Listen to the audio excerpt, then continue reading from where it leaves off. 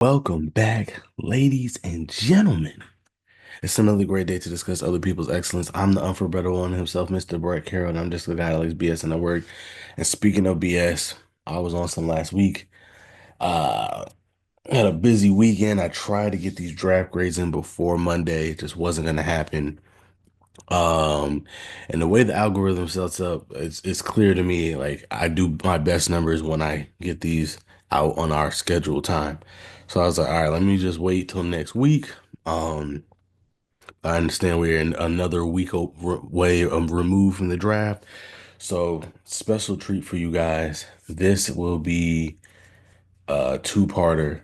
First part will be these draft grades, and then the next part we will be looking ahead to the 2026 class, preferably the quarterbacks. All right. So, we'll make it up to you guys for not getting this out last week, but we're gonna have a nice long video today. Draft grades now, breaking everything down, and then we will go into the 2026 draft class, looking at the quarterbacks. It's supposed to be a loaded class, so we're gonna break it all down. But let's get into these draft grades now.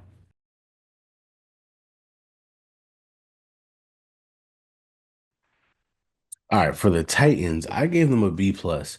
We knew that they were going to take Cam Ward number one overall. I have no problem with it. He has high upside. He might have to sit a little bit. So I think they're cool with that. That's why they didn't get rid of Will Levis, because he could probably still be their number one guy for now until Cam Ward is ready. Um, but then, they made some trades. They got edge help. They got Kevin Winston Jr., one of a really good safety. I'm surprised they went defense early. I thought they were going to try to like utilize this offense more, but I still like what they got. Chimere DK, to me, a little bit early than I expected him to go. Um, Gunnar Helm, I like that pick, especially when they got him. And then Eric Ironman, it's one of those weird things where if you flip those two picks, if Alec Alexander goes at 104 and DK goes at 136, this is probably more of an A plus draft for the value because getting Alec Ironman at 136 is incredible value.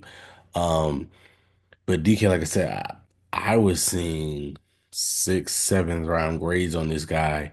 And granted, it's just other people's boards, not their board, but still, that's what you have to go off of. And it just just a little bit of a reach. Well, a lot of bit of a reach for me personally in terms of DK. But everything else, I like what they did. I like what they did. Jackson Slater at 167. Again, I'm a little surprised they went defense first. Um, Knowing that they need to shore up that offensive line. Uh, So getting a guard that late is a little interesting to me. The Khalil Mullins pick at 188, again, really good value. Marcus Harris, really good value. So I like the picks. I just think the order was a little bit interesting. But again, I can't argue with getting uh Oladejo and Kevin Winston Jr. Those are really good players who can really help their football team.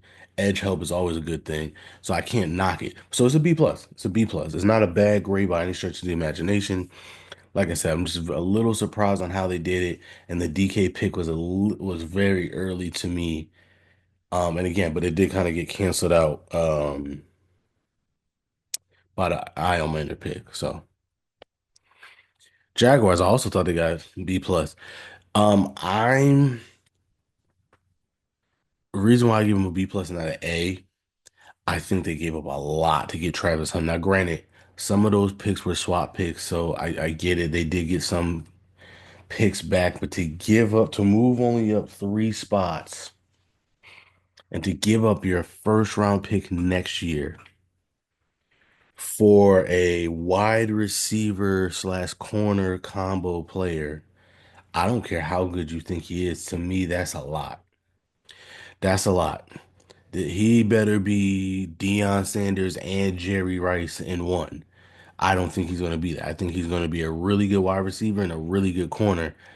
And I don't think he makes Jacksonville. Remember, they had the fifth pick in the draft, right?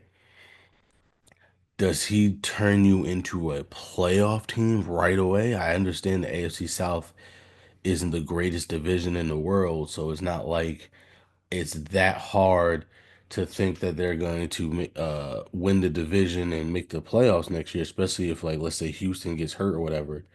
Um, but but like other than that, I just don't think that's a good enough. As great as Travis Hunter is, I think this could be a top 10 pick next year. And so to give up what I'm thinking is going to be a top 10 pick next year for a corner slash wide receiver, yeah, that's a lot. That's a lot. Yeah,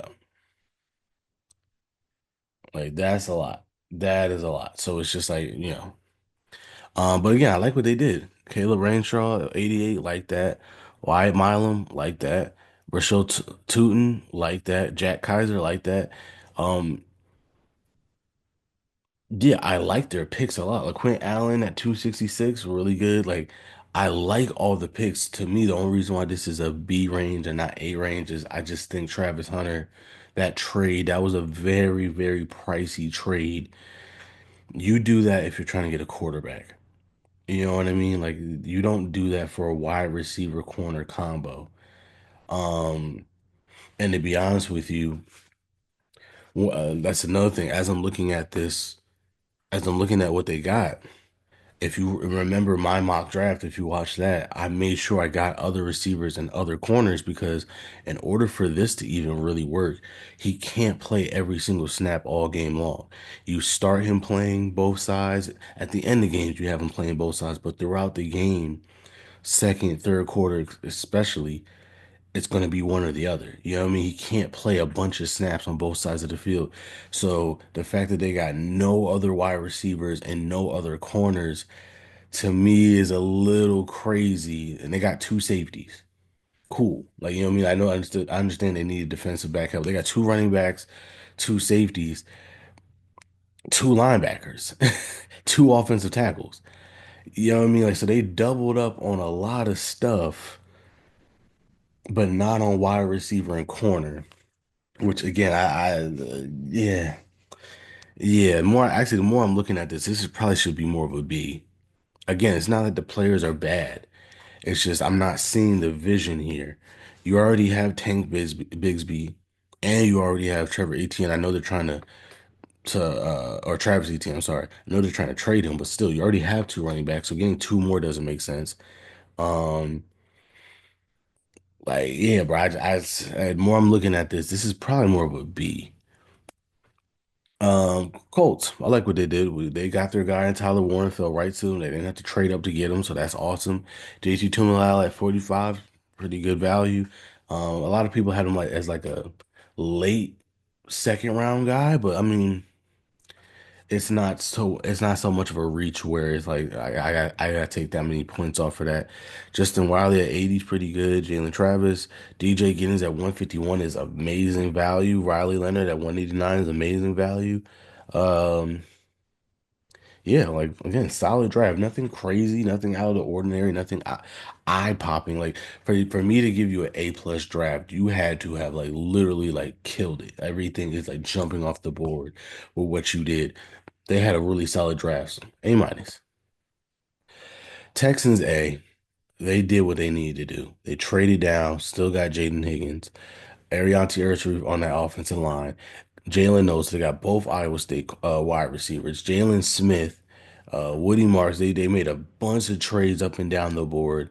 Woody Marks at running back. Jalen Reed at 187. Got a backup quarterback. Got a really good defensive lineman at 240, 224 out of Rutgers. Shout out Rutgers. And then Luke Leachy at tight end 255. Like weapons. The only thing I probably would have wanted them to do is address the offensive line more. They only got one offensive lineman, which is interesting.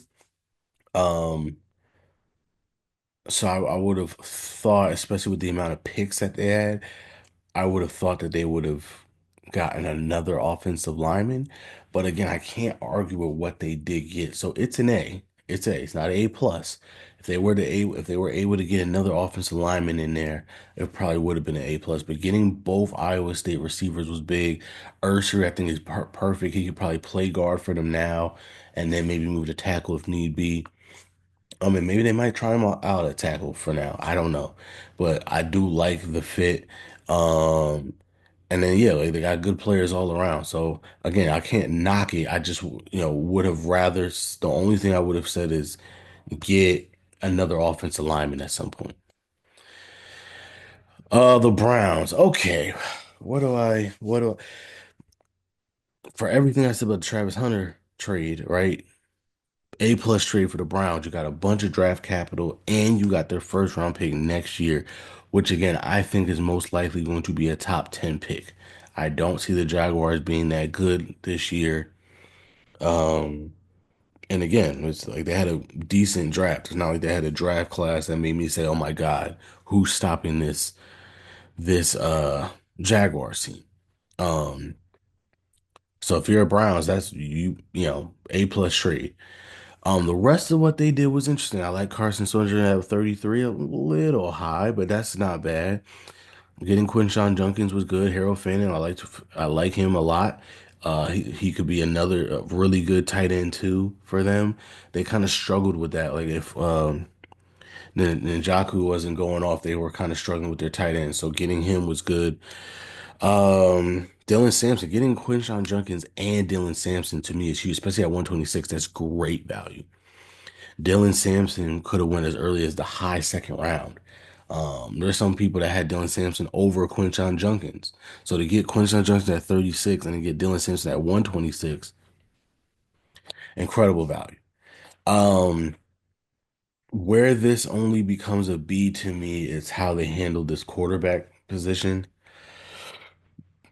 I'm not gonna go on and on and on about the Shador Sanders thing. I'm sure you guys are tired of hearing about it already. It's ad nauseum. Was it the NFL? Was it Shador? Was it a little bit of everything? I think it's a little bit of everything. Um, I'm gonna be fair to the Browns here. I'm gonna be fair. I truly, truly, truly believe the plan was Travis Hunter at two, Shador Sanders. I think that's why they were able to convince Myles Garrett to sign on or re-sign, I should say. Um, and I think that's where the plan was.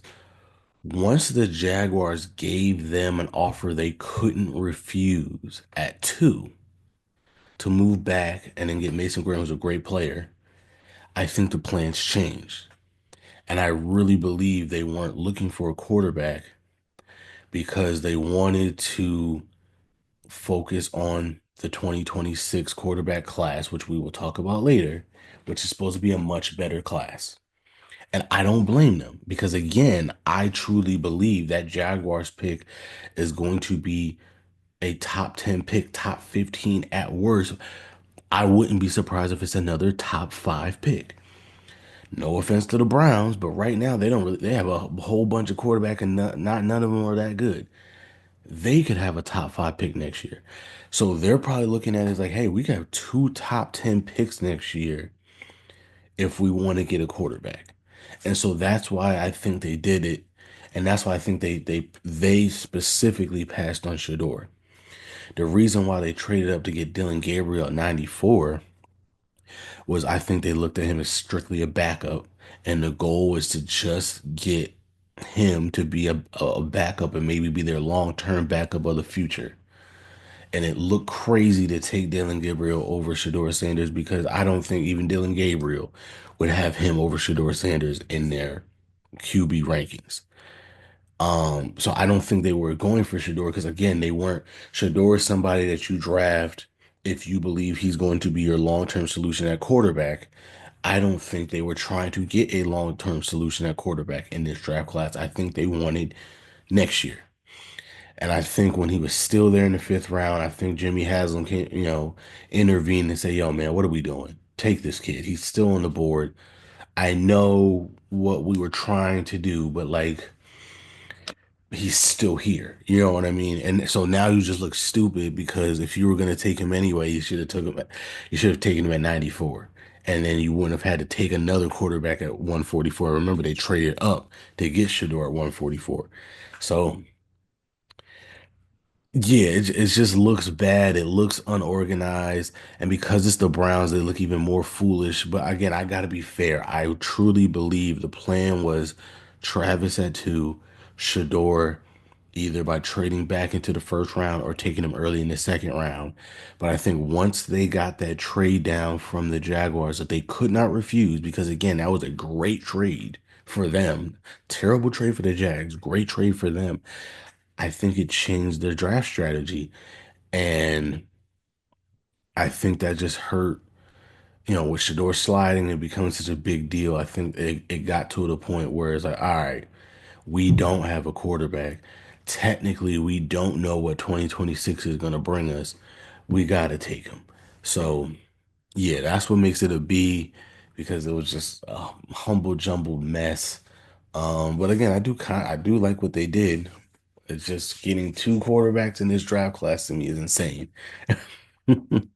So, yeah, I mean, again, if I'm being nice, I could probably put this to a B plus A minus just off the Travis Hunter trade alone. But yeah, other than that, a good draft. Again, a B is not it's not bad by any stretch of the imagination. The Bengals, however, I think are one of the very few teams that completely left me scratching my head. Shamar Stewart is a good player. Yeah, nothing necessarily wrong with that. He's just raw. Um, yeah, he's just raw. Dylan Fairchild good. Jalen Rivers good. So they did offensive line, which is good.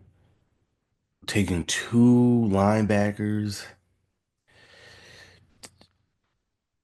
Yeah. And then Taj Brooks. Yeah. Not taking a defensive line in what is hoping to be a historic defensive line class is insane to me.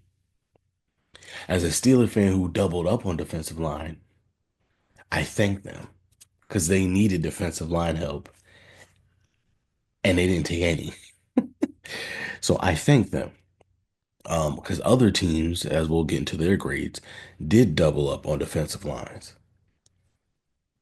So yeah, this to me was an F. Like Shamar Stewart again, he's good. He's just very raw, and they kind of already have some raw young edge rushers that they haven't developed yet. So adding another one to the table is kind of interesting, but yeah, and then like I said, doubling up on linebacker, I get it. They need linebacker help, but they also needed defensive line help. They could not stop the run for anything.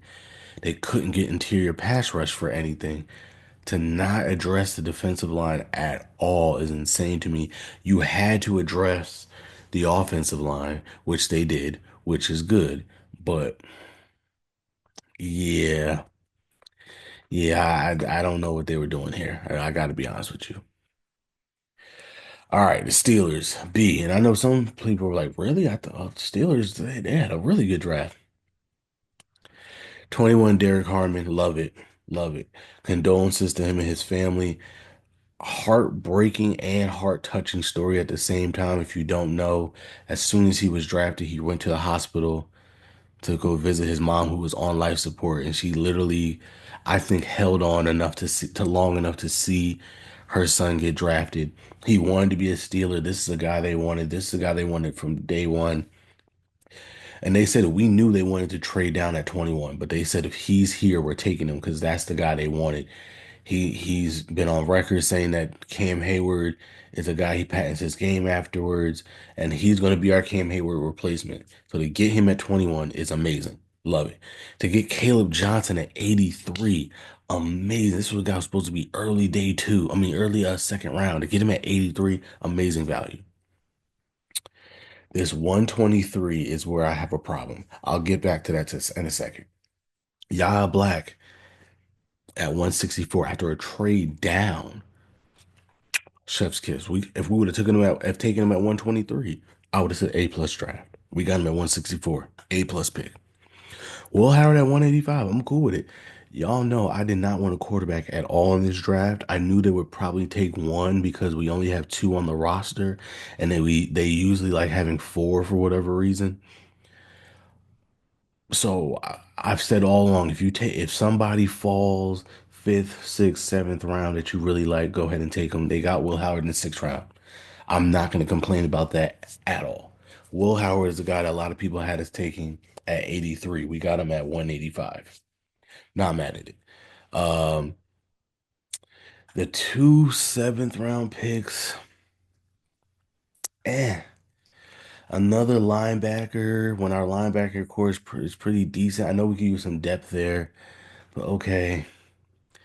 Deontay Kent, uh, at corner in the seventh round. Okay, he seems to be more like a special teamer for right now, but some people like really love his upside and really do think he could actually make the team. And we did end up cutting a couple of corners, so maybe he can. So I don't hate that pick. The Jack Sawyer pick. Jack Sawyer is a great player, great value, right? If somebody were to tell me, hey, a team got Jack Sawyer at 123, I would have said A plus pick. But then if I say, well, what team was it? And you tell me the Steelers, I'm gonna say not an A plus pick. When you only have one, two, three, four, five, six, seven picks, right? And you have a plethora of needs, you got to hit on every pick. Getting our fourth pass rusher is not a big need. Eric Eilemaner was here, right? We don't know what we're going to do with George Pickens. Right now, it looks like they're going to keep him. I'm sure they want to keep him and DK there for at least a year to see what that looks like. I'm sure they want to try to work out a deal with him, but let's just say they can't. Having a guy like Eilemaner as a potential George Pickens replacement is huge. Even if you keep George Pickens, having a guy like Iron Man on your team for wide receiver depth is huge. Because what if one of those guys get hurt? You can still have that twin tower approach that they want. Quincy Riley was still on the board. There were some other corners still on the board. Torrey Holton, the wide receiver of Colorado State, was on the board. At 123, Yaya Black obviously was still on the board. At 123, there were a lot of guys on the board that to me would have made way more sense than getting a fourth edge rusher. As good as Jack Sawyer is, as good as the value was, right? And I get it. It's best player available. You don't draft for needs. Cool, cool, cool. I get all that. You can't tell me Eric Eilmaner isn't also picking best player available. You know what I'm saying? You can't tell me Quincy Riley is not also picking best player available. Um, I just think fourth edge rusher at that point in the draft is not necessary. Uh, yeah, it's just not necessary. Now, the only caveat I will give them is I know they're obviously just trying to get an extension with done with TJ. If it's been expressed by TJ and or the team that hey, we really need to get some more pass rushing depth because we gotta keep him fresh for the postseason. Because I will admit, the last two postseasons he's been hurt. And so, if that is a point of emphasis and a major need that they have to say, hey, we have to get more depth at the pass rusher position so that we can rest him, TJ, and Alex Highsmith more so that they are fresh come postseason, fine. Then I will concede that they can't, you have to take Jack Sawyer there. Because again, great player, great value for a team that needed a lot to get done in this draft, and to be fair, they hit damn near every single need in this draft class. They did. To take a fourth edge rusher is just, I don't know. Again, at 226, if there's a guy that you really like, I mean, honestly, even if you flip the Yaya Black and Jack Sawyer pick, I probably feel much better about it. You know what I mean? If he was still there at 164 and you took him, I feel so much better about it. It's just at 123, knowing what was available to us, it's just I don't know. To me that really lowered this draft because They had to come out of this draft class checking off damn near every single box besides quarterback. Besides quarterback. And again, we just talked about the Shador stuff. The Steelers were another team. I knew they weren't going to take a quarterback in this draft class. I knew it. They were stocking up on picks for next year. They have a bunch of comp picks. The draft is in Pittsburgh next year. It's a loaded quarterback class. That's when they're going to strike for quarterback. Taking Will Howard at 185. Again, I'm not mad at it. It made sense. Would I have done it? Probably not. I probably would have taken another position of need. But again, I'm not mad at it. I'm not going to deduct points out of it because I understood that that was going to happen. The Jack Sawyer pick to me is the one where I'm just like, I really wish we would have taken somebody else. If we get Quincy Riley there, if we get Torrey Holton there, if we get Alec Iomana there, this is an A+ draft. But the Jack Sawyer pick, and then like I said, the Carson Broner pick, it makes it a B. Maybe if I'm being nice, a B+, but still a B. I mean, it's a good draft. It's just not. It's not the home run draft class that I was hoping we were going to do. Speaking of home runs, the Ravens. I mean, my goodness, every year with these guys, every year. Malachi Starks at 27, great. Mike Green at 59, amazing. Emory Jones at 91, amazing. Teddy Buchanan at 129, sure. Carson Vincent at 141, sure. Uh, Cone at 160. They did get a kicker. I put that in my mock draft. Like, would they get a kicker? And they did it. Um, Wester out of Colorado, 203, amazing value. Aeneas Peoples at 210, amazing value. Robert Longerbeam at 212. If I'm being honest with you, if I'm being honest with you, it's probably A+. I'm probably just being a hater. It's probably A+ draft. The only reason why I have it as an A and not an A+,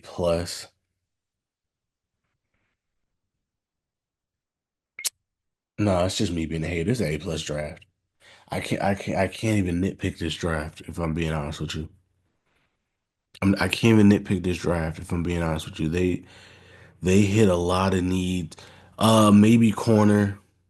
But again, even that Robert Longerbeam at 212 is incredible value. Incredible value. And these people at 210, incredible value. LaJonte Wester, I mean, Wester went about where he was supposed to go, but still.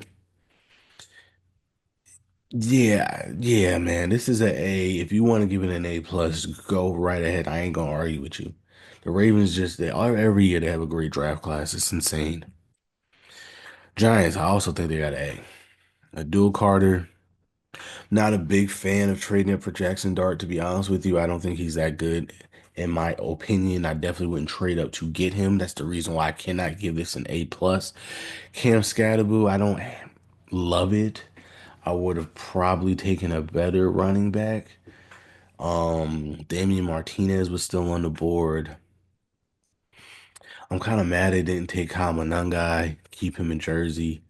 Um, but Marcus Bowe at 154, incredible value.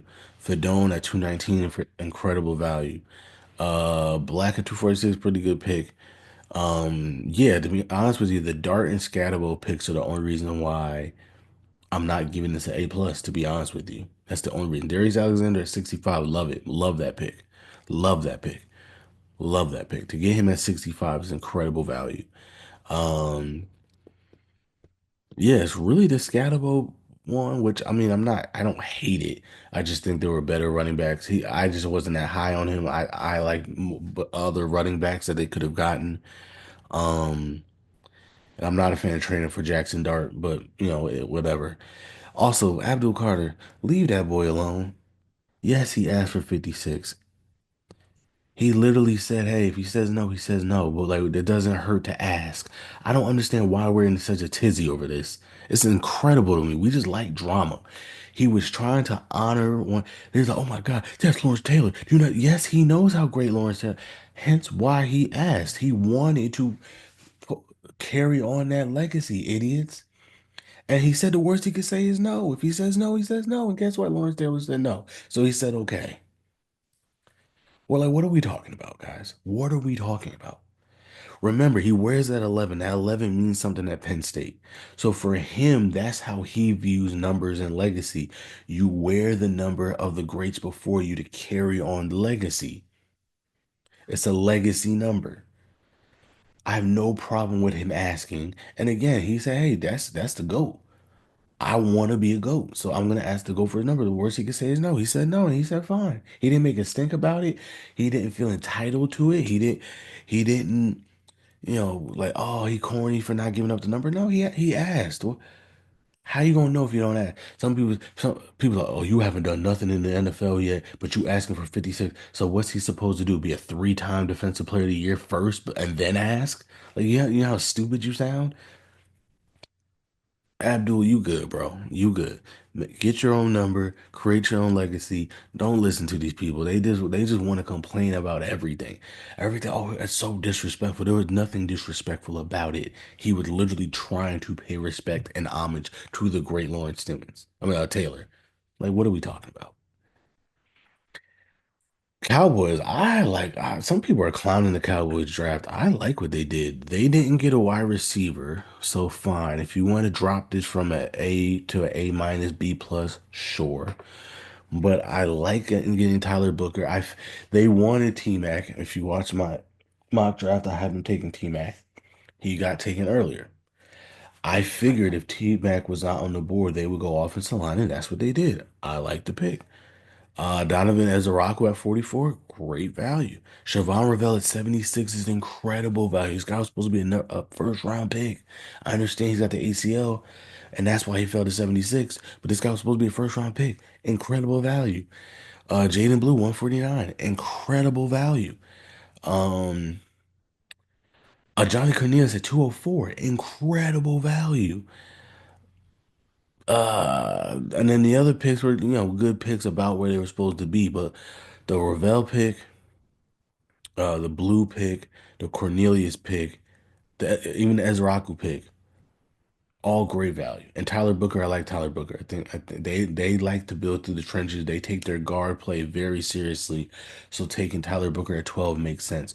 Again, to me, that's an A draft. It's an A draft. You know, I love the Cowboys, but this is an A draft to me. The only reason why it's not an A plus is they didn't get any wide receiver help, which was insane to me. But I'm not gonna knock it to the point where, again, part of the reason why is, again, if as the Rock was there at 44, you take him over any receiver, especially any receiver that's still left on the board. If Ravel's there at 76, you take him. If Blue's there at 149, you take him. If Cornelius there at 204, you take him. You know what I mean? Like, um, yeah, I think Alec Ironman went at 136. So by the time they took Blue and James, he was gone. So again, I'm not mad at them for taking the guys that they took at 44 and 76 over Io Maynard, but he was gone by the time they picked at 149 and 152. So I'm not mad at it. I like what they did. The Commanders, I gave it a B. I like the Josh Connolly pick. I love the Trey Amos pick at 61. That's incredible value. Jalen Lane, really good pick. Um, Yeah, I mean, they only had five picks to work with. I thought they did a really good job with the five picks. But when you only have five picks, it's not like any of these picks blew me away. I mean, getting Trey Amos to 61 is really good value. So maybe if I'm being nicer, I could give it a B plus, A minus. But again, solid draft. Eagles, they killed it again. Again, the rich get richer. Jahad Campbell at 31. If I wanted to knock him for trading up one spot for a linebacker, maybe, sure. But then they got Makuba at 64. Then Ty Robinson at 111. Then Mac McWilliams at 145. Then getting another linebacker 161.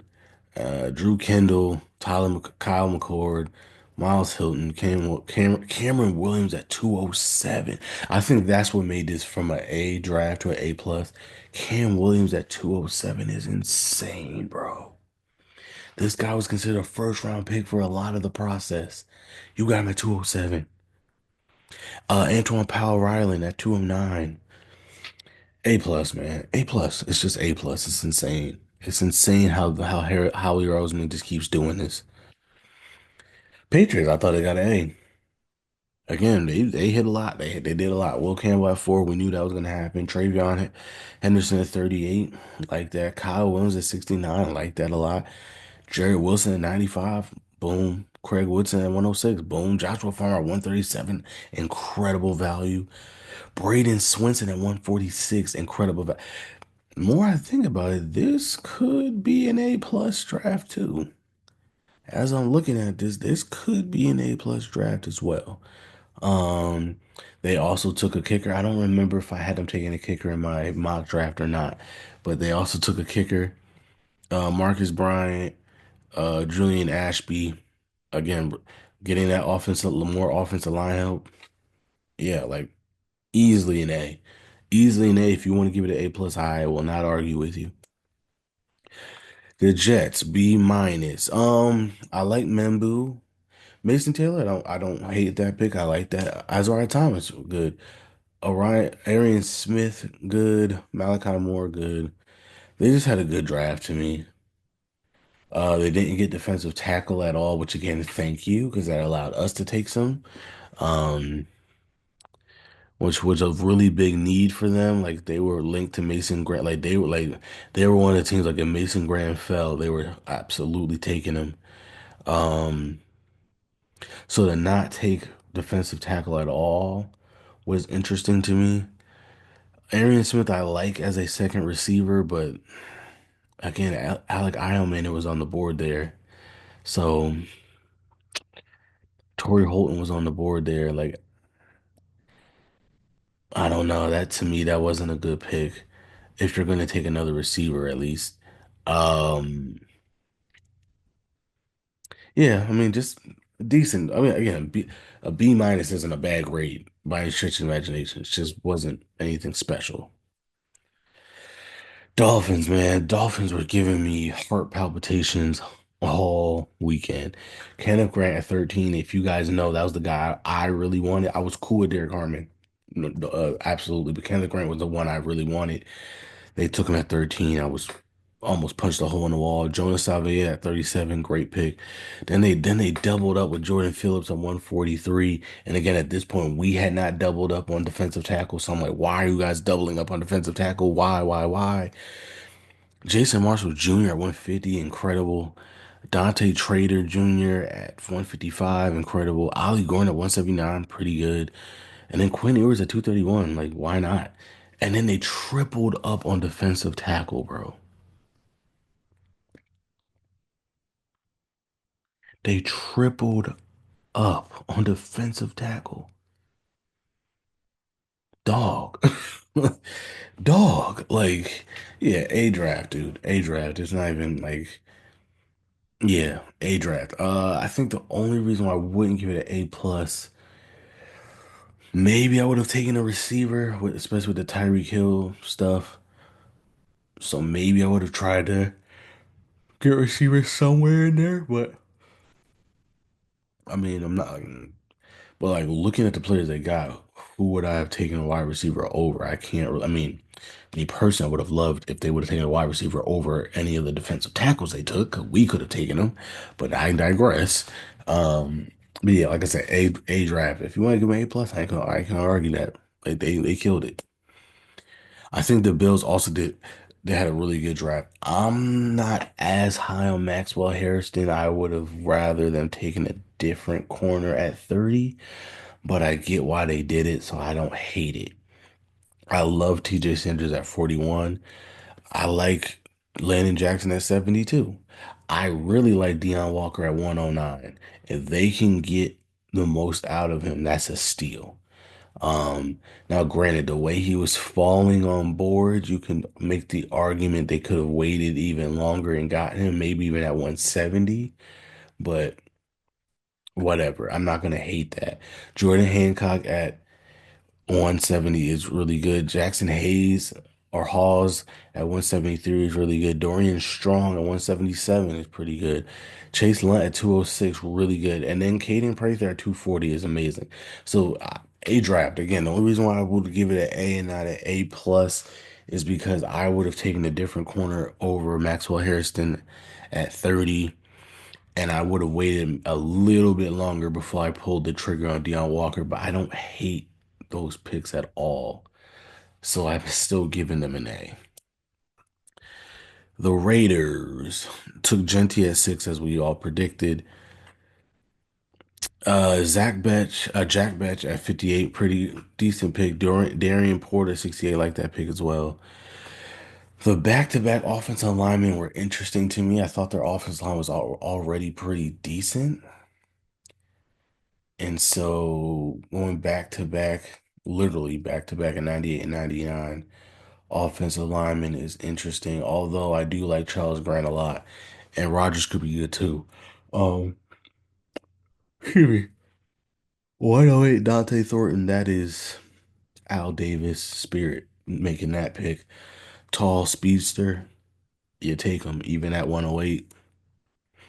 And Thornton was one of those guys, his value was all over the place. Some people had him at sixth round, or some people had him as early as like a late day two pick. So at 108, that's good value. Tonka Hemingway at 135, pretty good. JJ Pigas or Peegs, I forgot how you pronounce that, at 180, really good as well. Um, and then back-to-back quarterbacks was interesting to me. One from Montana State, one from North Dakota State. Yeah, I didn't like that. Wasn't a fan of that. I think that take. I know some of you might be thinking, bro, why are you nitpicking on seventh round draft picks? Hey, man, again, especially in today's NFL, you got to hit on your picks. You got to hit on your picks. There was a lot of really good talent that went undrafted this year. Like in the draft, I keep making this argument. Players are getting better and better and better, and there's more good players, right? So you can't just waste picks, even if it's a late sixth, early seventh round pick. You gotta you don't get to do the first 4 or 5 rounds and then, you know,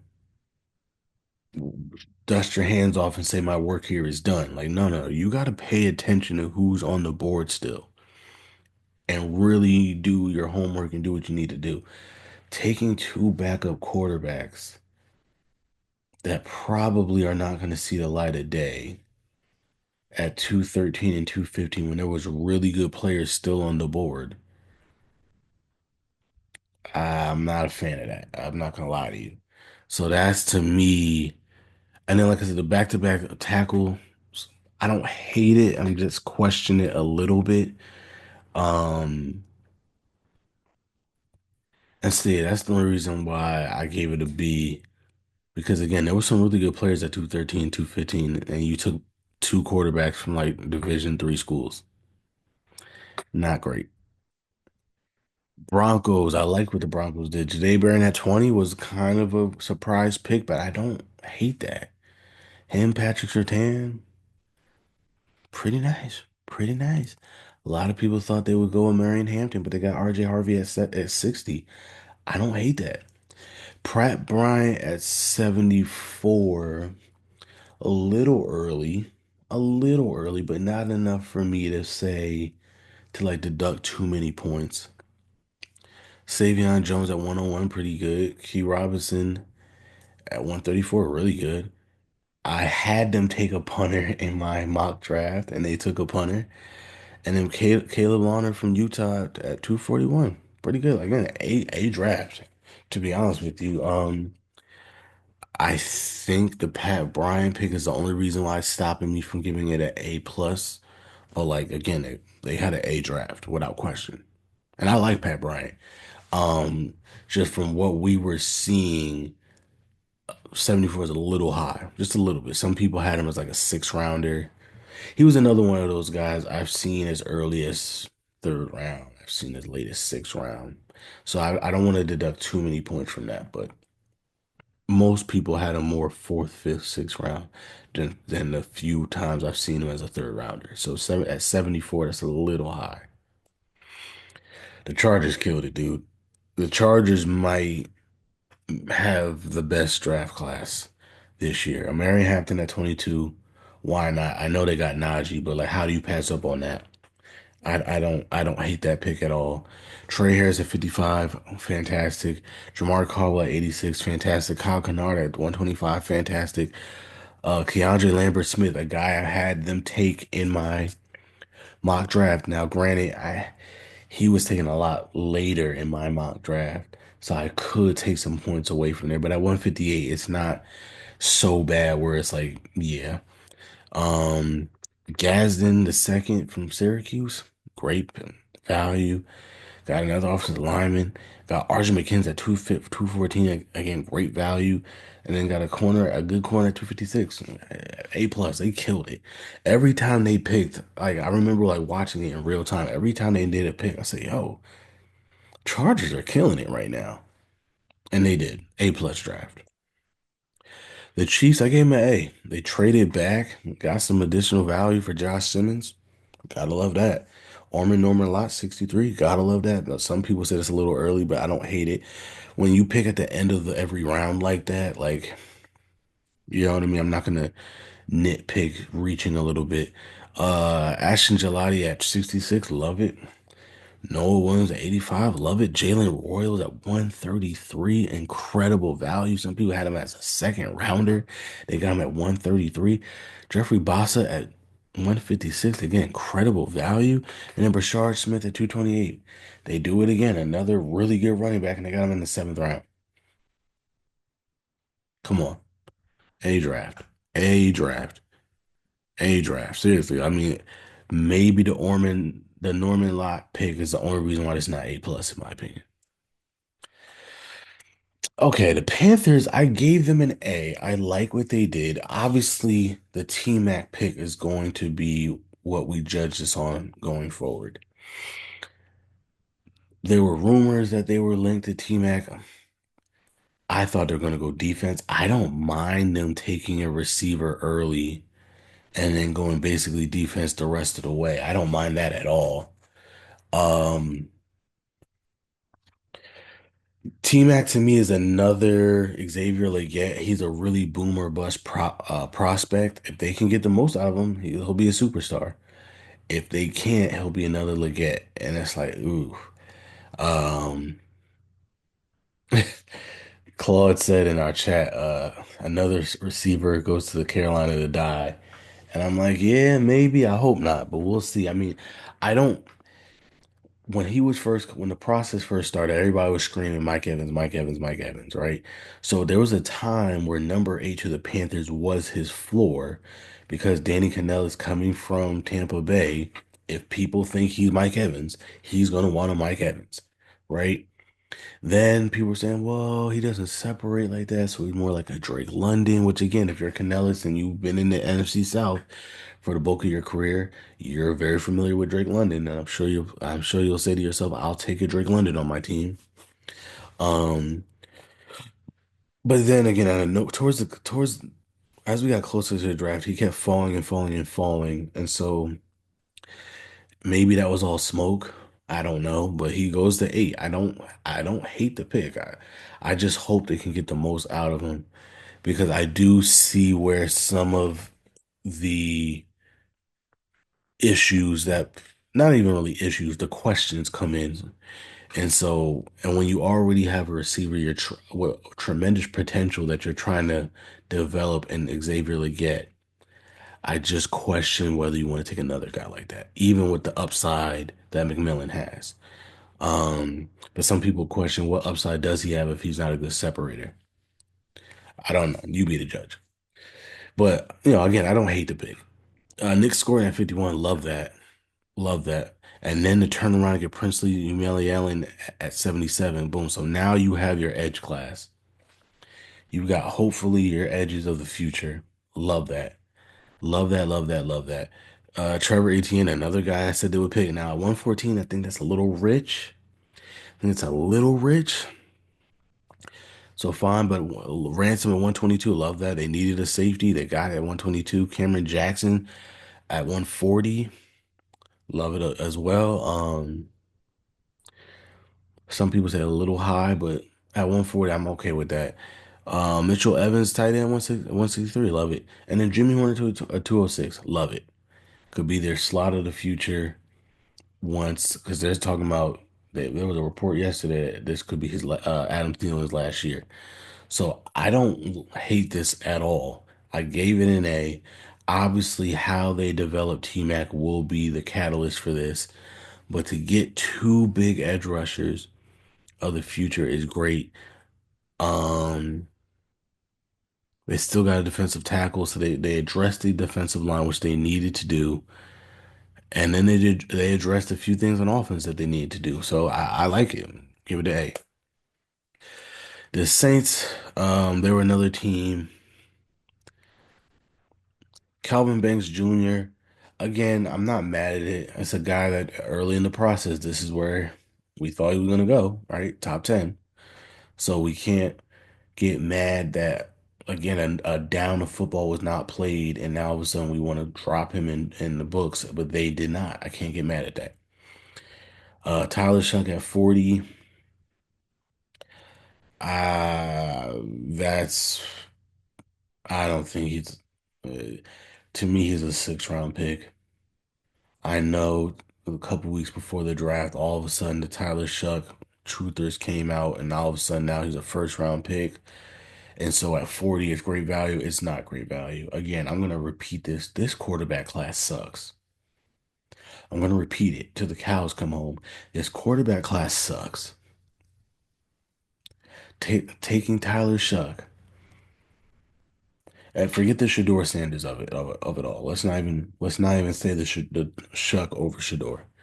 Taking Tyler Shuck period at 40 is a horrible pick. Sorry, not sorry. There's a reason why when you see some of these way too early 2026 draft mock drafts, they have the Saints as a top 5 pick taking a quarterback. Terrible pick. Sorry, not sorry. Vernon Broughton at 71, decent pick. Sanker at 93, decent pick. Danny Stutzman, 112, cool. Quincy Riley at 131, great pick. A guy I wanted. Devin Neal at 84, really good pick. Love that. Love the value there. Um, Matavo at 248, sure. An edge rusher at 254, sure. Um, yeah, that Tyler Shough pick is horrible. Again, nothing besides the Quincy Riley pick, nothing really stands out in terms of like great value. Devin Neal, yeah, about where he was supposed to go.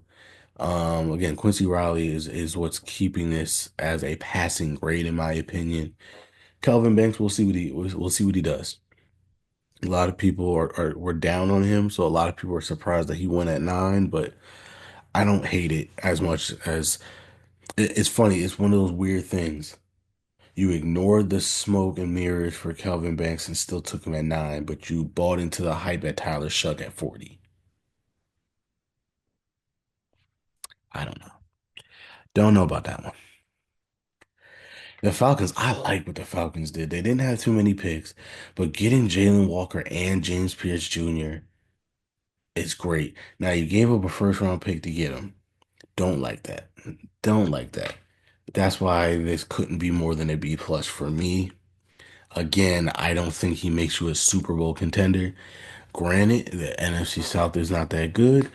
So if Jalen Walker and James Pierce and Xavier Watt and Billy Bowman Jr.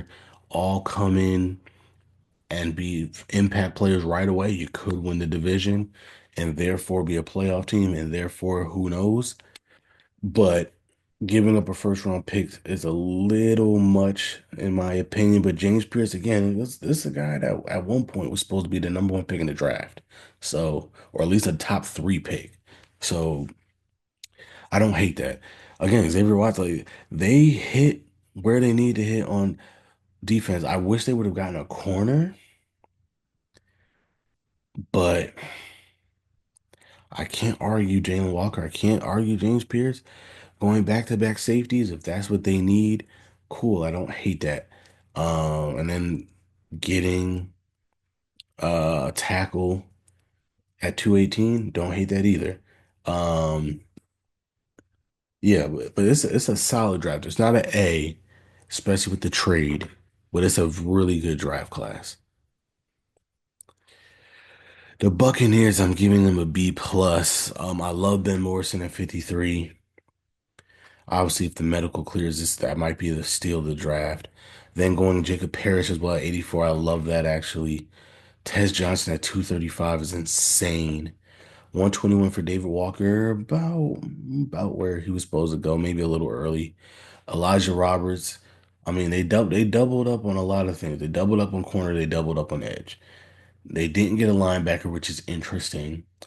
Abuka is interesting because that tells me that they don't trust where Chris Godwin's health is, which is like yikes, which is like yikes. To me, that was the worst pick in the first round, in my opinion, because it's like, why, if you just re-sign Chris Godwin, why are you taking Emeka Abuka? And if his health is really that bad, why did you re-sign Chris Godwin? Again, Emeka Abuka's a great player, right? If somebody told me that team took him at 19, I would say great pick. And then when I ask what team was it, and you say Tampa Bay Buccaneers, I'm saying not a great pick. So again, but then getting Tez Johnson, yeah, but even Tez Johnson, he's kind of like a slot. I mean, he's outside, but because of his size, he probably has to play in the slot. And they already have another slot in the dude they drafted last year. So yeah, they kind of got two more slot receivers when they already have Chris Godwin and they already have man, I can't think of the dude's name. He played really well for them down the stretch of the season once Chris Godwin got hurt. So to me, yeah, I don't like that. They doubled up on every position. They got two receivers, two corners, two edges. The two corners I like, especially Benjamin Morrison. Again, a guy that was supposed to be a top five pick before the injury. Double up on the edge like that. The two receivers just don't make sense to me because you got slot guys when you have two slot guys already.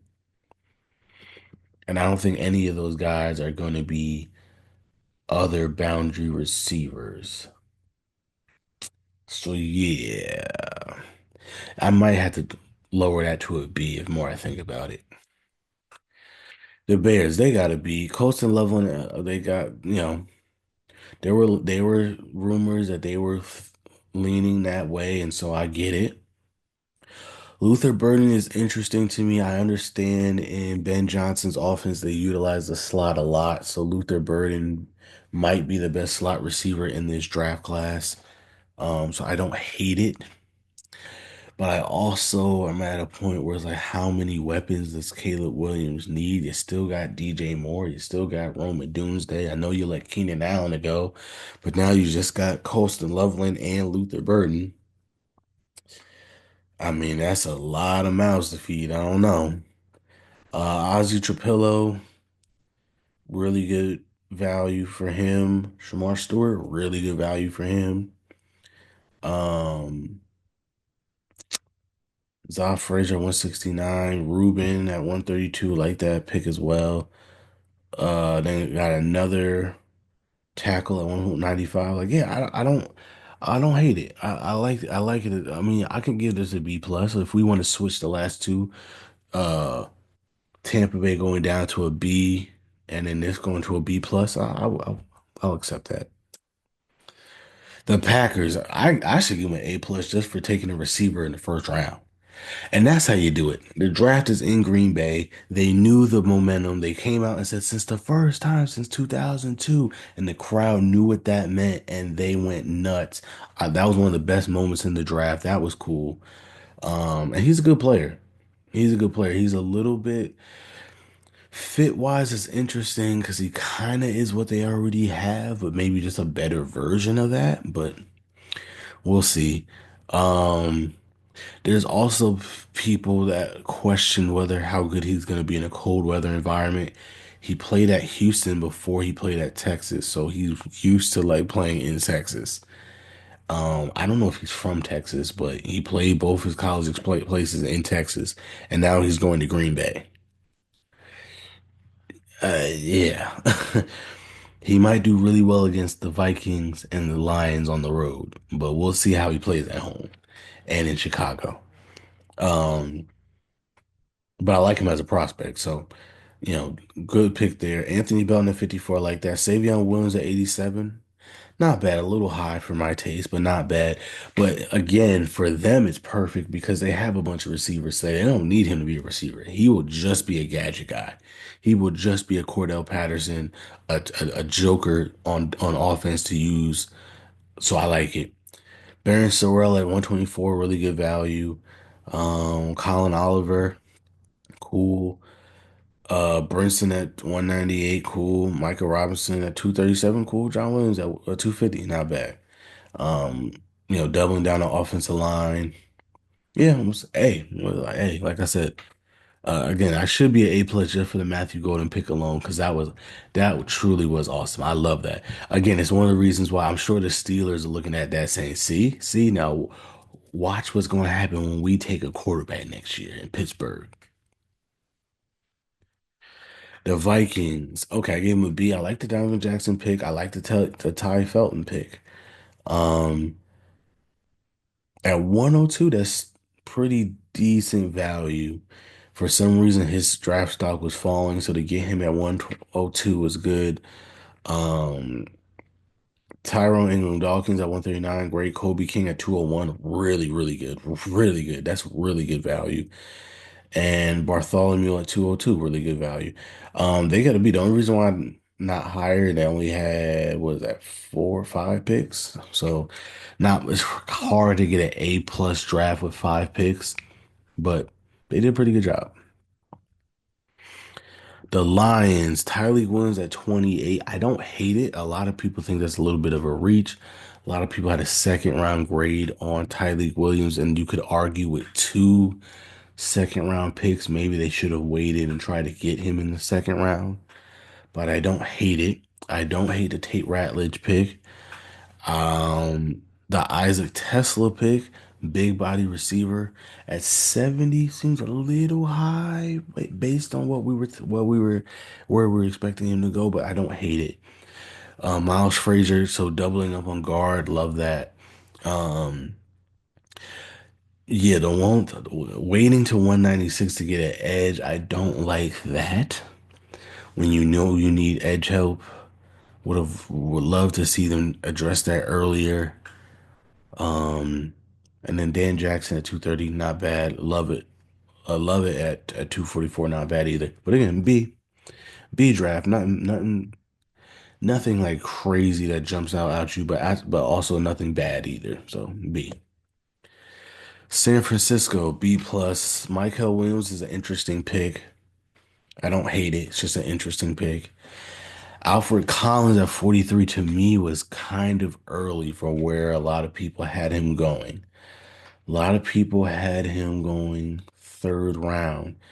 So again, if you get him at 75, I love the pick. At 43, that's a little early. Nick Martin, not terrible. Stout. Then they doubled up on defensive tackle, interior defensive tackle at that, which again at 43 and at 130, 13, I'm like, no, what are you doing? We still need our second defensive lineman. Stop. So the fact that they did that was annoying. Jordan Watkins at 138, like that. Jordan James at 147, sure. Uh, Marquise Siegel at 160, not bad.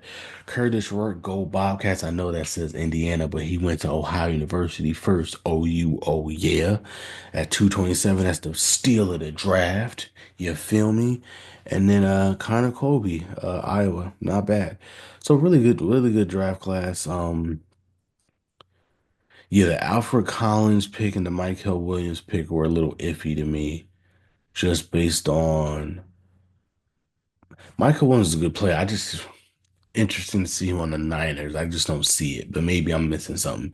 And Alfred Collins is a really good pick. It's just I thought it was a little early, so I'm not mad at it. The Cardinals, to me, if the Chargers didn't have the best draft of the night of the weekend, the Cardinals did. Walter Nolan at 16 is incredible. I thought that's who the Niners should have taken at 11. Getting him at 16 is incredible. Will Johnson at 47. Again, this was a guy who's supposed to be the number one pick in the draft. If he doesn't get hurt, this guy's a bona fide top five pick. You got him at 47. Jordan Brooks at 78. Great value. Cody Simon at 115. Great value. Denzel Burke at 174. Great value. Hayden Connor at 211. Great value. Crawford at 255, 225. Great value. I mean, every pick, I was like, dang, dang, dang, dang. A plus draft. Seriously. They hit a lot of needs at really good value, doubled up on corner, again, including getting a guy that I still think is a top five player in the draft if he can prove that he's healthy. He got him at 47. Walter Nolan, a guy that has so much upside and potential. Um, yeah, man. Yeah, yeah. Love it. I love what they did. Really do. Seahawks also had a really good draft. They had a lot of picks and they utilized it. Zabel at 18, don't hate that, love it. They needed offensive line help. We knew that. Um, Matter of fact, the only reason why I wouldn't give them an A plus and why I gave them an A minus, as many picks as they had, I'm surprised they didn't attack the inside of that line more. I know Bryce, I'm not even gonna try to pronounce that. I'm sure he's a guy that can play anywhere on the line. Gray Sable could play anywhere on the inside of the line. I get that. But offensive line, especially the interior offensive line, was like their biggest need. Sam Darnold, we saw he does not like interior pressure. He sees ghosts all over again when he gets interior pressure. I thought they were going to address that early and often, and they didn't. They did Gray Zabel, which was great. I'm not going to argue Nick Emmanwori at 35, great player. I'm not going to argue Arroyo at 50, great value. Jalen Milrow at 92, sure. That's good value for him. Riley Mills at 142, sure. Torrey Horton at 166, incredible value. But then you got another tight end at 175. Damian Martinez at 223, a steal. That's a guy that I wanted the Steelers to take in the third round if we didn't take. If Caleb Johnson wasn't there, that's the guy I wanted at 83. They got him at 223. So like this is an A draft for sure. The only reason why I have to give it an A minus is because we knew going in that they had to make sure this interior line was completed, and I don't think they necessarily did that. Gray Zabel is going to be great on that interior offensive line, and they got other great players, so I can't argue against it. Especially at really good value. Torrey Holton at 166, incredible value. Damian Martinez at 223, impeccable value. I just, I'm surprised they didn't go after the offensive line more. That's all. The Rams, I like what they did. They traded back. They got a first round pick from the Falcons. Again, I don't think the Falcons are Super Bowl contenders, so that should be a decent pick next year. Um, Especially if they don't win their division. I think it'll be hard for them to win a wild card. So A plus for the trade. Terrence Ferguson at 46. Yeah, why not? Josiah Stewart at 90. Sure, why not? Jaquiz Hunter at 117. Sure, why not? Ty Hamilton at 148. Sure, why not? Chris Paul Jr. at 172. Fantastic value. Mumfield at 242. That's about where he's supposed to go. Yeah, I can't argue with this. Again, they didn't have a lot of picks. They traded up a lot, which thank God. Drafting for them in the mock draft was a nightmare. And I like what they did. They didn't wow you with any of those picks, so that's the reason why I didn't do A plus. I probably, like I said, I probably still could give them an A plus just for the trade back with the Falcons and getting a first rounder next year. But so if you want to give them an A plus, I won't argue that. But again, solid draft. A. All right, so that's all the draft grades.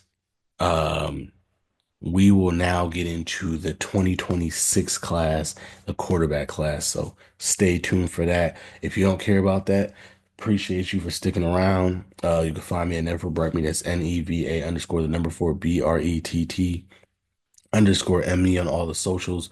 We are the underscore dope blog on Instagram and Threads, the dope blog all one word on Twitter. Our website is the dope.blog, and please, and because you're watching this on YouTube, please like, share, and subscribe, and join us next time as we continue to discuss other people's excellence. Deuces.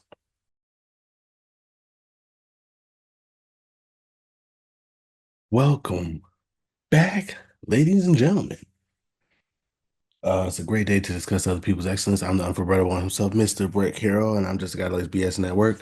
All right, this is part two. If you're still sticking around, or if you skipped the first part, we did our draft grades. Now that was 2020. That was 2025. We're now looking ahead to 2026. I was going to do a full, way too early 2026 mock draft first round, but I got to be honest with you, I don't know enough about these prospects to do that.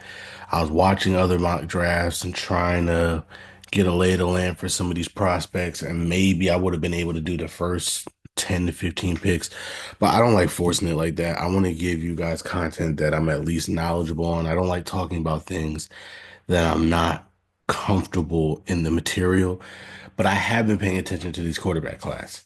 And so I was like, you know what? Let's be real. We care about the quarterbacks more than anything else, especially if you don't have a quarterback. We've been hearing about this quarterback class for a while.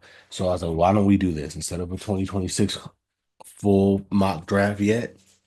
I'll wait till I'm a little bit more familiar with this part with these prospects. Let me just look at the quarterbacks because I'm interested in this as a Steeler fan. We didn't take a quarterback. There's a handful of teams that are going to need a quarterback next year. To be honest with you, even the teams that took a quarterback in this year's draft class, besides the Titans, I think every team that took a quarterback in this year's draft class can still be looking for a quarterback next year. So let's go over what these quarterbacks look like.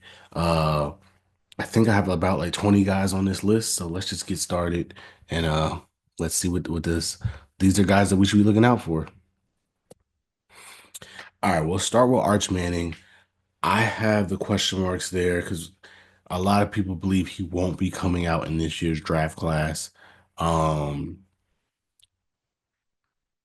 I think if this t-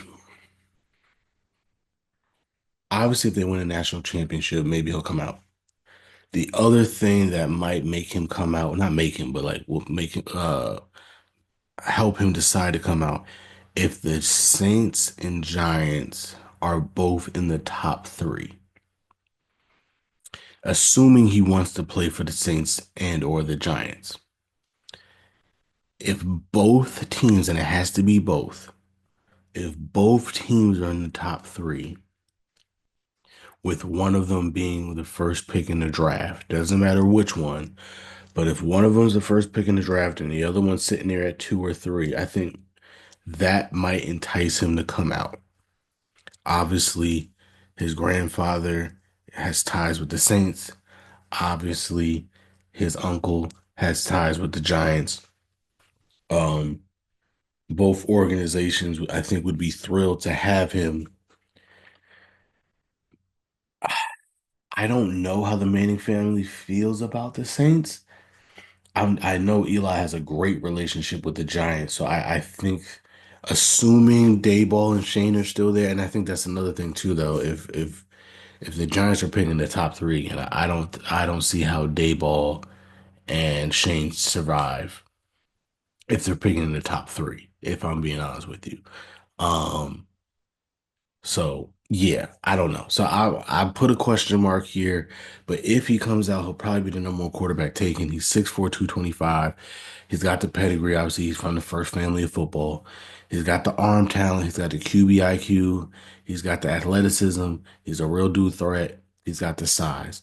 The cons is he hasn't played as much, and the other cons is hype. If I'm being honest with you, like even before he got to Texas, there were a lot of people questioning, like, hey, is he that good, or is it because his last name is Manning that we're hyping this kid up? Remember, he had like he wasn't just a five star. He had the rare, perfect recruit ranking. Rare. You know who else had that perfect recruit ranking? The guy that was playing in front of him in Texas, Quinn Ewers. So that guy just went in the seventh round.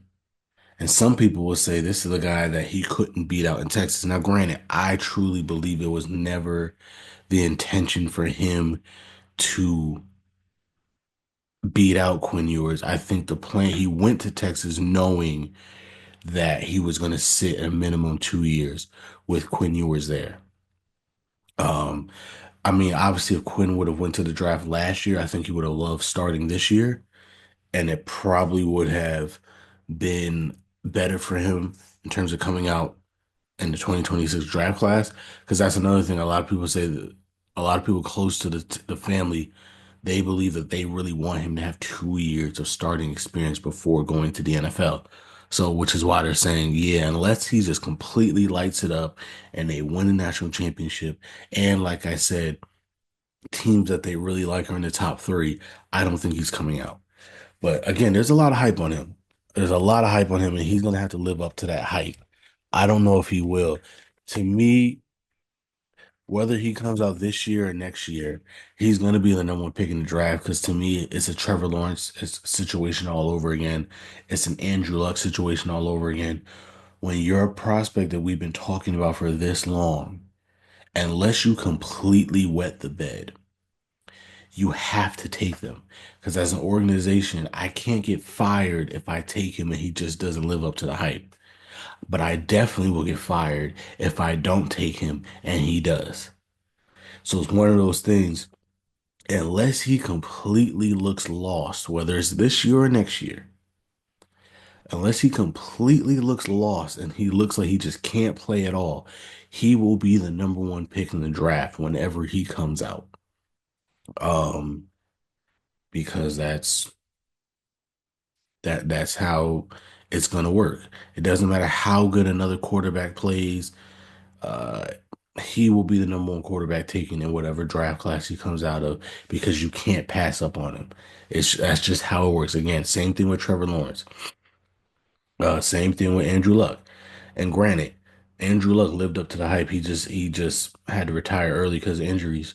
Trevor Lawrence has been okay at best. But going into that draft, there was a legit argument to be made that Justin Fields should have been the number one quarterback taken.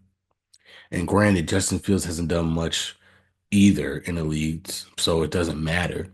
But still, going into that draft class, there was a lot to be made that, like, if you just look at their college careers, Justin Fields actually had the better college career. But again, because we had been talking about Trevor Lawrence since his freshman year, there was no way anybody was going to take any quarterback over Trevor Lawrence. So it's the same thing here for Arch Manning. Best fits Giants, Saints, Colts, not just because of the family history, although I don't think Peyton really messes with the Colts. So, but I do think I think scheme fit, he could play just about anywhere because he truly is a pocket passer with dual threat ability. Um, so I think he'd fit anywhere, but I do like the fits for the Giants, for the Saints, for the Colts, and I'm also being realistic. I'm thinking of teams that are going to need a quarterback that probably will be that, or at least could be picking in the top five.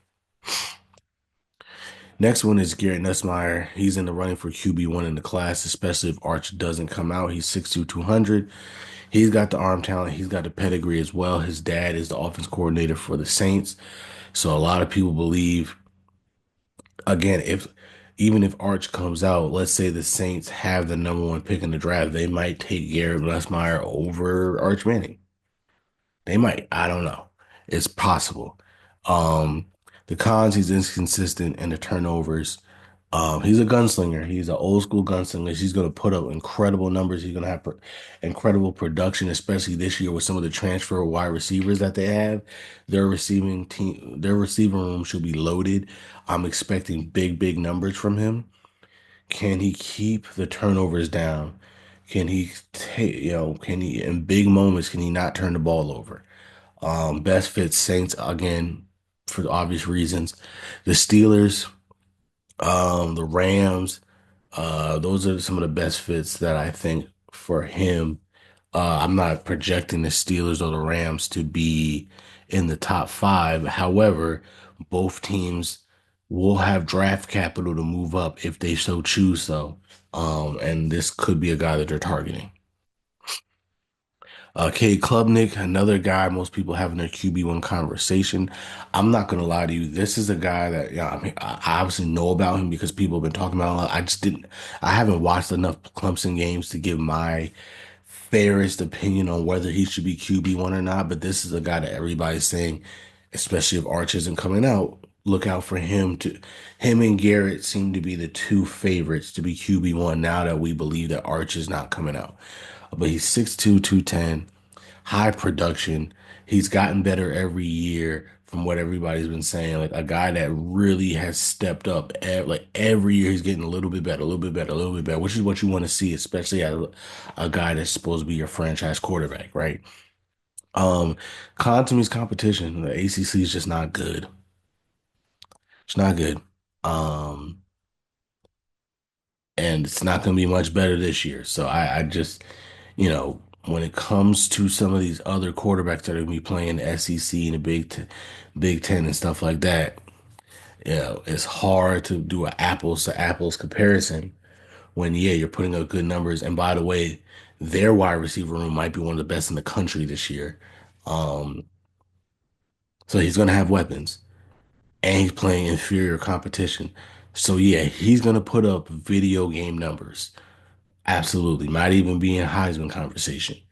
But it's hard to really put that in perspective when the competition just isn't as good as some of these other quarterbacks we're going to be talking about. Again, best fits Giants, Saints, Rams, teams that run that style of offense that again will be probably picking in the top five. Again, with the Rams, it could be a trade-up situation.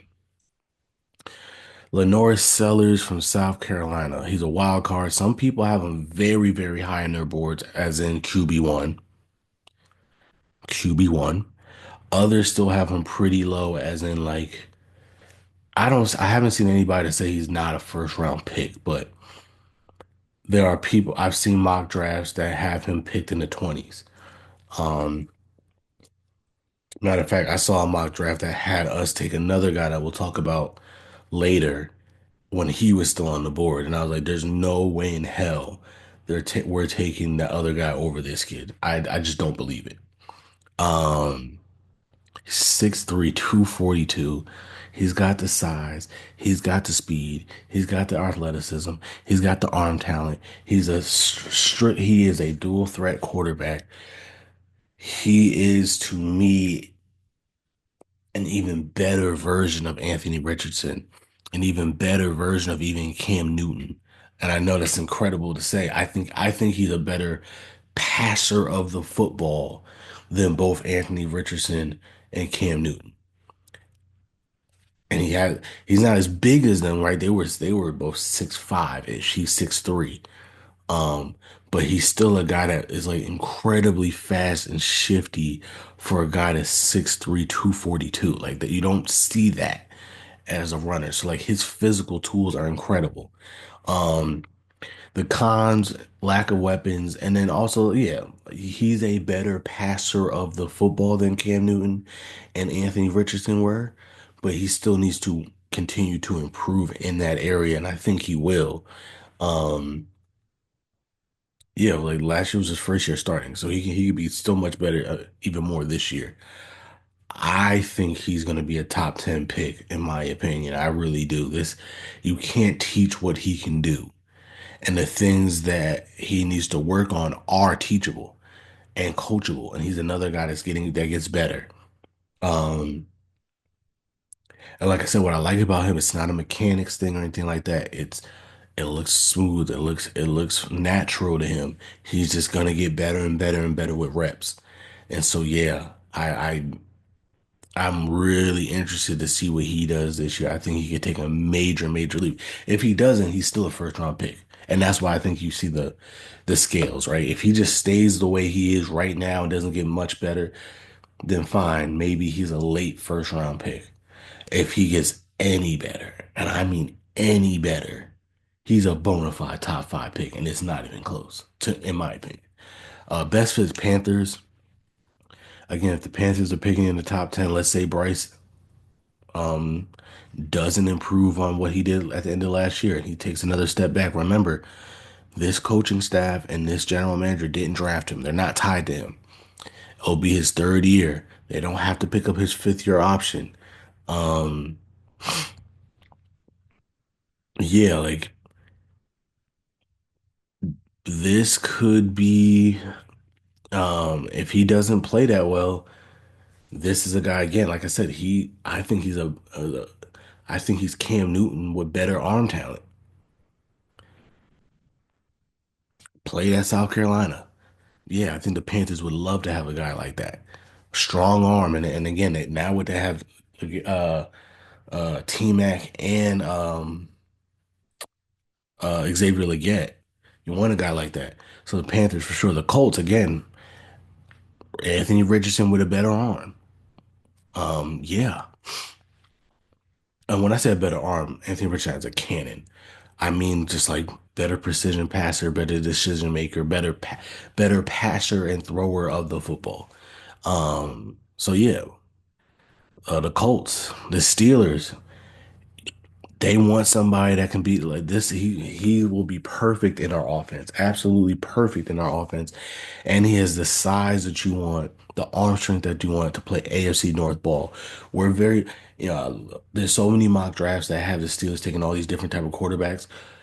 You got to remember, Mike Tomlin especially believes in AFC North ball. He says it all the time, right? It's one of his Tomlinisms. He's going to want a specific quarterback that he believes can fit into the mold of what AFC North ball is. Sellers could be that. The Browns as well. Again, teams that will be picking that need a quarterback that's going to want a big, strong quarterback. That's what he is.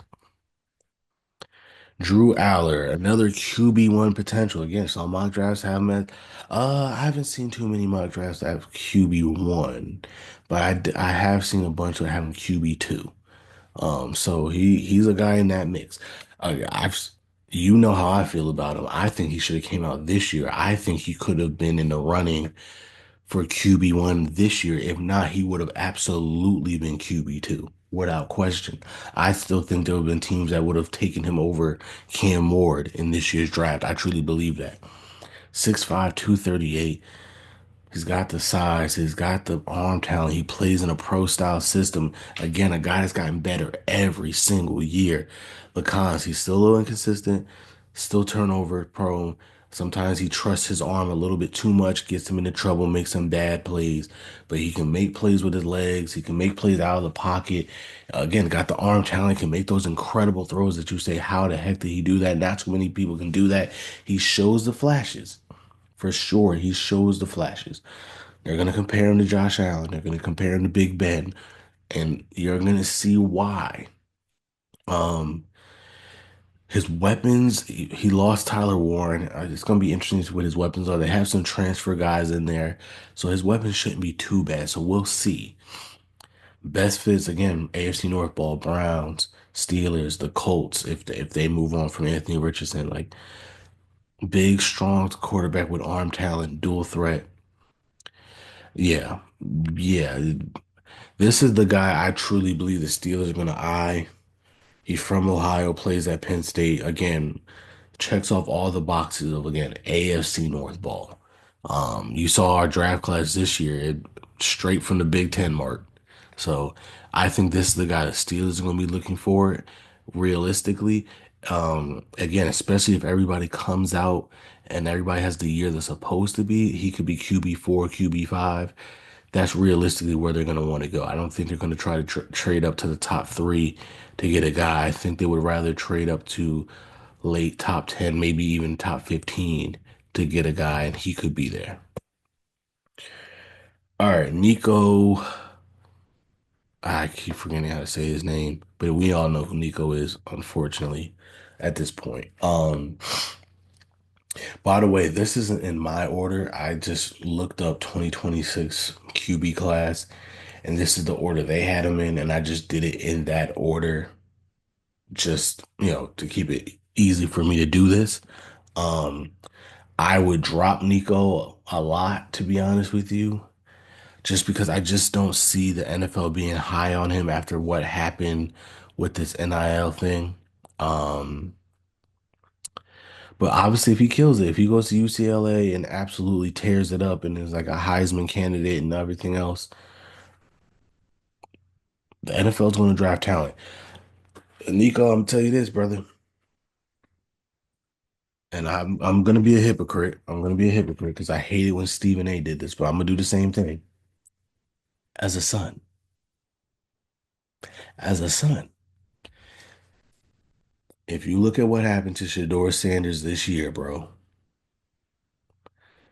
I think you need to go up to your father, give him the biggest hug in the world, tell him you love him, tell him how much you love him, tell him how grateful you are for him, tell him thank you for getting you this far, but say, Dad, I will take it from here. It's been widely known at this point that his father and his representation is why he's no longer at Tennessee. They wanted more money, they wanted other things. They told him to not play in the spring game. That backfired. Tennessee let him go. He went to UCLA for even less money than he was getting at Tennessee, let alone what he wanted to get at Tennessee. Not to mention the tax difference, making even less money. There was controversy when he went to Tennessee about some, things that may have been not happened during his recruiting cycle. The NFL, for better or for worse, and again, I'm not going to get into the Shador Sanders thing that much, but for better or for worse, the NFL made a statement, bro. Whether you agree with the statement, whether you think it was justified or not, the NFL made a statement. We're not going to let these kids come in and dictate to us how we do business. That they made a clear, resounding statement. And so if you're Nico and you know that you've already got in trouble with college football because Tennessee said we're not going to allow you to tell us how we're doing business. I think you might want to, if you're not going to fire your dad, y'all need to have a serious talk about how you guys are going to proceed going forward. Because, yeah. But you see it, he has the size, 6'6", 215. He's got the arm talent. He's shown the flashes. This is a five-star recruit. But unfortunately, he hasn't lived up to the hype yet. And with this NIL issue, I just don't see him being a first rounder as of right now. Again, I don't think he has to have a good year. I think he has to have an undeniable year. I think he needs to have a year where you cannot deny that this guy is one of the best quarterbacks in the class. Otherwise, I think he has to go back to school. And he will have years of eligibility left. Um, but yeah, I think he's gonna have to have an undeniable year for him to be a first rounder this year. And I think he still would probably have to, you know, tell his dad to be his dad and no longer his agent. Um, Best fits Rams, Seahawks, Panthers. I'm just looking at teams that could develop him a little bit better, put him in a system that could, utilize his skill set to the best of his ability. All right, Sam Levitt. He's an early riser already. 6'2", 200. He's a dual threat. He's competitive. He's a guy a lot of people think the Steelers would take. I don't see it, to be honest with you. Again, like I said, the Steelers like Big Ten ball at 6'2", 200. I know he's a dual threat quarterback and things of that nature. Playing on the West Coast, that doesn't scream AFC North ball to me. But he's a good player. Um, his cons right now, yeah, he's a dual threat, but he's still more of like a runner, way more than he's a passer. He can throw, don't get me wrong. But I think he's gonna have to work on his consistency as a passer. He could be a true dual threat quarterback. And a lot of people think he will. Like he showed flashes of that towards the end of the year. They have a receiver, Jordan something. Jordan starts with a T, I forgot. But he's supposed to be a first round pick this year. So I'm not saying he can't do it. I think he will do it. Again, I root for all these kids. I don't know these young men. I wish them all the best of luck. Um, But he's gonna have to do that in order to justify being a first round pick, especially like a top 15 pick, which is where people have him right now. Best fit the Niners, Rams, Saints. Uh, the Niners, I know obviously they're gonna pay Brock Purdy, but they want to make sure they have backup quarterbacks on deck in case Brock Purdy gets hurt. They don't want anybody, they don't want to be derailed by injuries. So he could be a guy. Um, Rams again, they're gonna eventually they have two first round picks and they're gonna have to find success for Matt Stafford at some point. He's the perfect guy to come in for them. I think that's the to me that might be the number one fit for him. Come in, learn behind Matt Stafford, assuming that he's gonna play at least another year after this year. Um, Learn with Sean McVay's offense, develop as a passer. Again, playing in the dome, West Coast, I think he'll kill it over with the Rams. And then the Saints, same thing. Think he'll survive in that. I think he'll thrive in that system as well. All right, Carson Beck.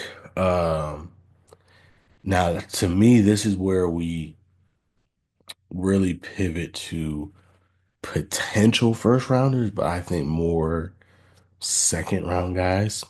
Um, he's hoping to have a bounce back year in Miami after a so-so year at Georgia. Again, this guy was supposed to be QB1 this year, and it just didn't happen. Pro style quarterback, good arm.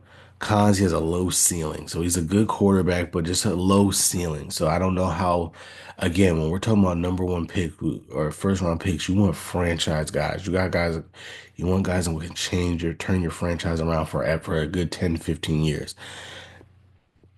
I don't know if Carson Beck has that type of potential. But best fits Rams again. Him and McVay's system, I can see it. Him and uh, uh Shanahan's system, I can see it. Him and the Viking system again. If JJ McCarthy doesn't have a good year this year, I wouldn't be too surprised if the Vikings start looking at quarterback. So you'll see the Vikings in some of these fits as well. John Mateer from Oklahoma, Washington State transfer that could light up Norman this year. He's 6'1", 220. The pros, he has high production. He's a really good dual threat, like really good athlete. He's really good athletically running with the football. He's shifty. Um, the con size, I mean, 6'1", 220 is not the worst thing in the world, especially in today's NFL, but like still not ideal size. And then the college system, even though he's going to Oklahoma, he's coming with his offensive coordinator. So that Washington State offense is coming to Norman, right? So again, I think he's going to put up incredible numbers. And Oklahoma's wide receiving core hopefully doesn't get decimated with injuries this year. Should be pretty good. He should put up incredible numbers. I just don't know if that really necessarily fits with NFL style. But again, arm talent is there. The dual threat ability is there. Uh, Best fits Rams, Niners, Saints. Again, putting him in those systems where he doesn't have to play right away, can learn their system, and I think can thrive in the system because we know how productive he can be if he's in the right system. Taylon Green from Arkansas, hoping to prove even more in his second year for the Razorbacks, a former Boise State transfer, 6'6", 230. So he has the great size, he has the great arm, um, great leader, great character, very coachable. Just inconsistent. He's still learning. He's still learning. But potential's through the roof still. Best fits, Browns, Steelers, Giants. Yeah. Again, teams that want a big, strong quarterback with a strong arm, with dual threat abilities. That's the Browns, that's the Steelers, that's the Giants. Giants is more like if Dayball's still there. So again, this is a guy that'll probably be picked late first round, maybe early second round, not necessarily top 10. Because again, if they're top 10, maybe Dayball keeps his job. If they're top five, there's no way. All right, Miller Moss. This dude was trekking to be a top quarterback in this past year's draft, but it kind of just all fell apart on him, and now he's at Louisville. Um, a lot of it wasn't his fault. The offensive line was really bad. A lot of people questioned the play calling at USC this year. A lot of people questioning Lincoln Riley. as a coach in general. So, um, but he's got the arm, he's got the accuracy. Like he's a good quarterback. Again, not ideal size, 6'1", 205, but he's inconsistent. There's an inconsistency there. There's some turnovers. He seemed to get razzled a lot last year. Again, the offensive line was not good, so it's understandable. But the beginning of the year, he looked incredible, incredible. But then towards the end of the year, got benched and just didn't look good at all. Again, some of that wasn't his fault. A lot of people thought he was injured as well, but it has to show that consistency. So we'll see. But again, Rams, Niners, Saints, you put them in those systems, I think you can light it up. All right, Jalen Daniels from Kansas. A guy that we were kind of looking at last year, had a decent year, and we're hoping that he improves even more this year. Um, he's athletic, he's got the arm talent, dual threat playmaking, both from the pocket and on the ground. But again, not the most ideal size. 6 foot 220 is great, but 6 foot inconsistent. So, working on that. I like him for the Saints. I like him as the Niners. I like him for the Cardinals. He reminds me of like a bigger Kyler Murray. Like even the way he runs, like that little shifty style, the way he runs.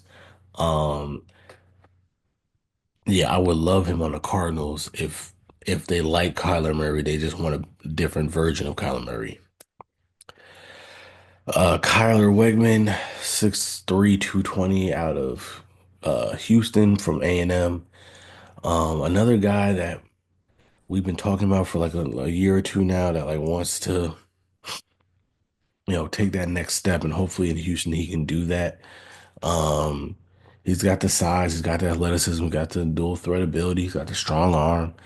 I don't like this system, especially the A&M system. He seemed to look to run early on when I watched this film, like when things break down. Uh, he wants to bail out and run instead of staying in the pocket and trying to find passing lanes. So he's got to work on that. But he can work on it. We'll see what he does in Houston. Fitz, Giants, Steelers, Browns. Again, the teams that are going to want the bigger, stronger arm quarterbacks. Those are the teams that are best fit for him. Jackson Arnold from Auburn, formerly from Oklahoma. He's a five-star recruit. A lot of people were scratching their heads the way Oklahoma utilized him last year. He's 6'1", 211. Again, not ideal size, but he's got good arm, dual threat, composure. Um, Again, system at Auburn, I don't know. Inconsistent. Again, also looks to run early so at times instead of staying in the pocket and making plays downfield. Again, Niners, Cardinals again, Browns. Um, Again, he's got talent and he showcased a lot of it last year. Just needs to be more consistent. And I don't know if I love that Auburn system for him. Like we don't really see Auburn quarterbacks besides Cam Newton really work out in the NFL. Even Bo Nix, he had to go to Oregon before he really became like an NFL caliber quarterback. So we'll see about how that's going to work out for him. But again, he's a former five-star recruit, so I'm not betting against him. And again, Oklahoma, their receiving core was decimated with injuries last year, and the way they utilized him last year was kind of weird. He didn't play all that great himself, I get it, but like, yeah, hopefully now that he's at Auburn, that fresh start will be good for him. And then Noah Fafita, he's the Dylan Gabriel of this class. He's going to be highly productive. He's a competitor, got a strong arm, athletic, but lack of size scares you. Um, and he's got no T-Mac. One thing about when you watch this tape, there were a lot of times where like, hey, T-Mac down there somewhere, and he just threw it up, which I'm not mad about. When you got a guy like T-Mac, that's the whole point of getting a guy like T-Mac, right? Um, but without that, let's see how productive he really is, because that he was bailed out a lot. And again, that's the whole point of having a guy like that on your team. But we'll see what he does without him. Best fit Saints, Rams, Cardinals again.